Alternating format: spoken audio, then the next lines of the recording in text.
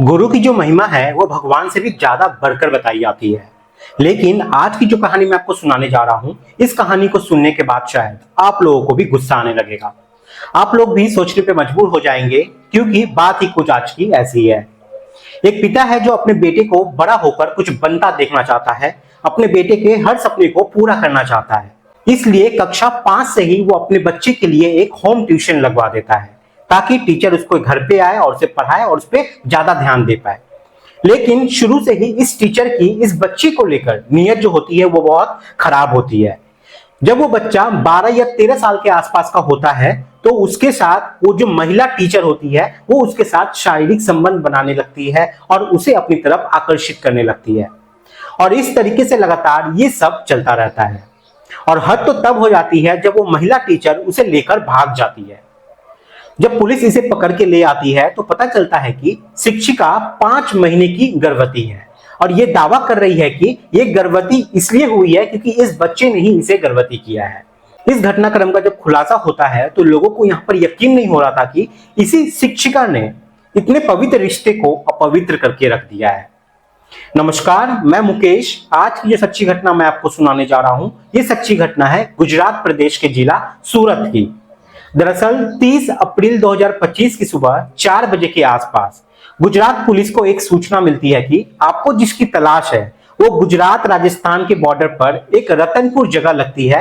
वहां के पास में एक श्यामलाजी जगह है, वहां पर एक लग्जरी बस गुजरेगी। आपको उस बस की तलाश लेनी चाहिए, उसके अंदर आपको वो महिला मिल सकती है।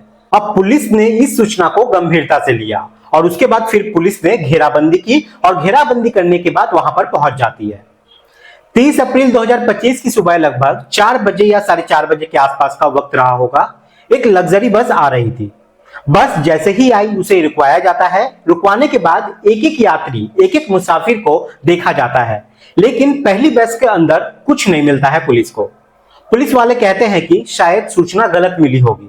लेकिन इसी बीच में एक और बस आ जाती है। जब उस बस को भी चेक किया जाता है, हर एक इंसान को चेक किया जाता है, उसके चेहरे देखे जाते हैं, तो इस बस में भी वो महिला जो होती है वो नहीं मिलती। अब इसके बाद ही जब तीसरी बस आती है और जब तीसरे बस को देखा जाता है, उसको खंगाला जाता है, तो पुलिस को जिसकी तलाश थी आखिरकार वो वहां पर मिल जाती है।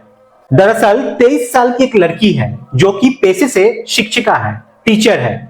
उसके साथ उसके बिल्कुल बराबर में एक लड़का बैठा हुआ था जिसकी उम्र लगभग 13 साल के आसपास है।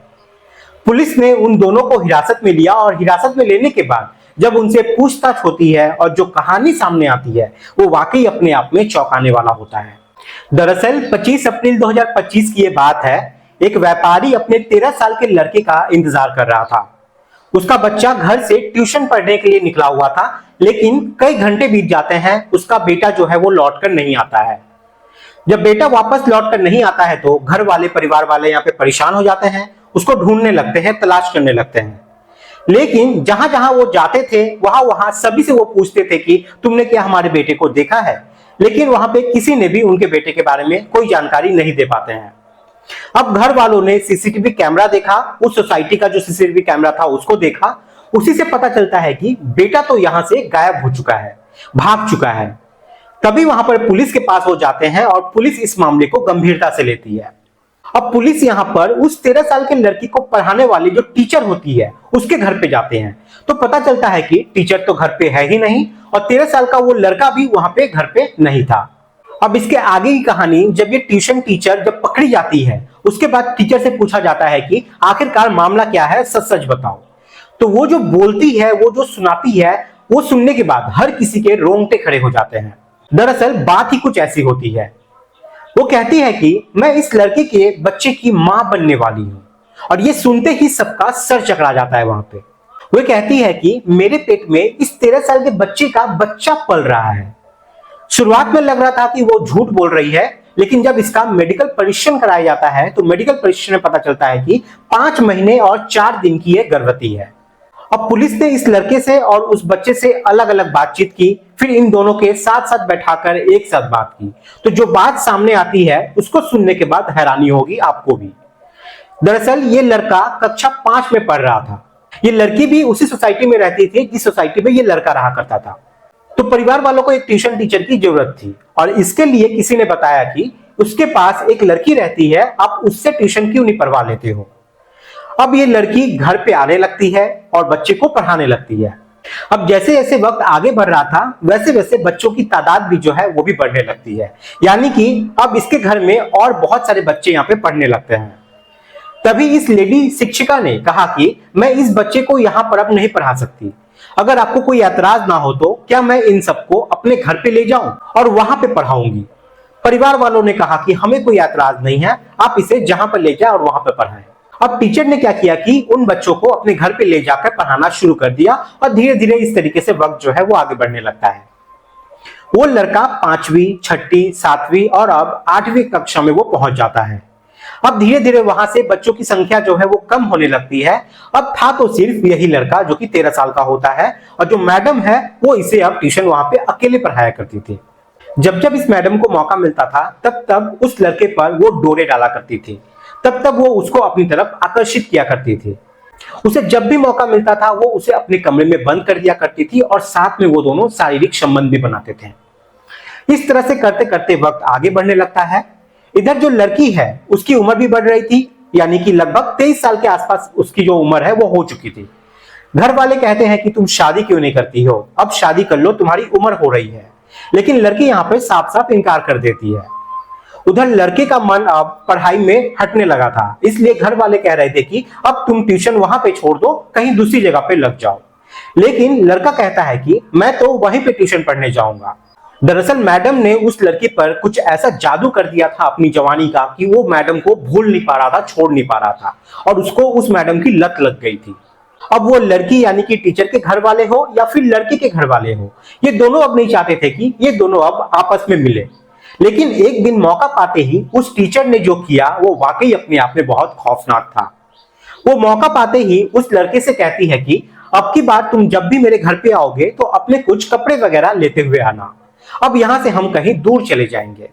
अब यहां से इस टीचर ने वीआर मॉल में कुछ खरीदारी की, लड़के के लिए कुछ नए कपड़े लिए, जूते दिलवाए, अपने लिए कुछ सामान खरीदा, बैग लिया, सूटकेस लिया और इस तरीके से वो सारे सामान को लेकर 25 अप्रैल 2025 को मौका पाते ही घर से निकल जाते हैं। अब यहां से निकलने के बाद वो सीधा सूरत के रेलवे स्टेशन पहुंच जाते हैं। वहां जाने के बाद इंतजार कर रहे थे कि कब रेलगाड़ी आएगी और वो वहां से निकल जाएंगे।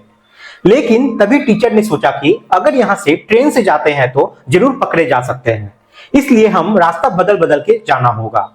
इसलिए अब वो बस पकड़ते हैं। ये बस पकड़ते हैं बड़ोदरा की बस पकड़ने के बाद एक होटल में जाते हैं और होटल वालों से बताते हैं कि हम दोनों भाई बहन हैं। जबकि जैसे ही वो कमरे के अंदर जाते हैं वो पति पत्नी की तरह रहने लगते हैं, दोनों एक दूसरे के साथ फिजिकल रिलेशन बनाने लगते हैं, शारीरिक संबंध बनाने लगते हैं।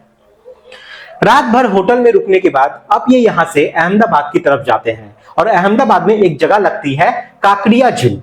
वहां पर काफी अच्छे समय ये साथ बिताते हैं और वक्त बिताने के बाद यहां से दिल्ली से वृंदावन से जयपुर, इस तरीके से लगभग 2203 किलोमीटर का ये सफर लगभग तय करते हैं। वक्त आगे बढ़ते जा रहा था और पैसे जो है इनके पास वो भी खत्म होते जा रहे थे। जब ये जयपुर में पहुंचते हैं तब लड़की ने यानी कि टीचर ने कोशिश की कि क्यों ना कोई नौकरी तलाश कर ली जाए, लेकिन नई जगह होने की वजह से, नए लोग होने की वजह से इन्हें एकदम से नौकरी नहीं मिल पा रही थी। इसलिए इन्होंने प्लान बनाया कि क्यों ना यहां से अब निकल जाते हैं और वापस चलते हैं अहमदाबाद। अब जब ये अहमदाबाद वापस जा रहे थे तभी राजस्थान गुजरात बॉर्डर के पास ही ये पकड़े जाते हैं। जब पकड़े जाते हैं तो लड़के से बातचीत की जाती है, साथ ही उस टीचर से भी बातचीत की जाती है। टीचर बताती है कि इस लड़के को वो लगभग 3 साल से पहचानती है, लेकिन पिछले 1 साल से उसके साथ शारीरिक संबंध में है। और यही बात जब लड़के से पूछी जाती है तो लड़की ने भी यही बात स्वीकार कर ली।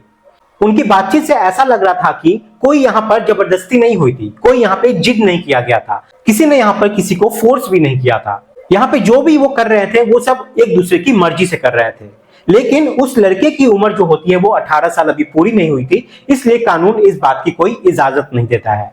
पहले जो मुकदमा दर्ज हुआ था वो अपहरण का दर्ज हुआ था और बाद में कुछ धारा इसमें और बढ़ा दी जाती है, इसमें पोक्सो एक्ट को भी ऐड कर दिया जाता है। मुकदमा दर्ज करने के बाद पुलिस इस मामले की जांच पड़ताल में जुट जाती है। अभी इस बात को लेकर भी सवाल खड़े हो रहे हैं कि क्या वाकई में पेट में जो 5 महीने का बच्चा पल रहा है क्या वो इस 13 साल के लड़के का ही है या फिर किसी और का है। इसके लिए डीएनए सैंपल भी भेजे जा चुके हैं और डीएनए सैंपल की रिपोर्ट का इंतजार भी किया जा रहा है ताकि इस बात की तस्दीक हो सके कि बच्चा इसी का है या फिर किसी और का।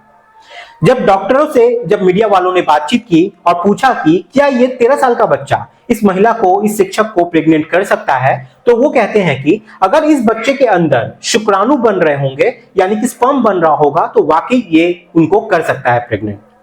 अब इसके लिए आगे जांच पड़ताल जारी है।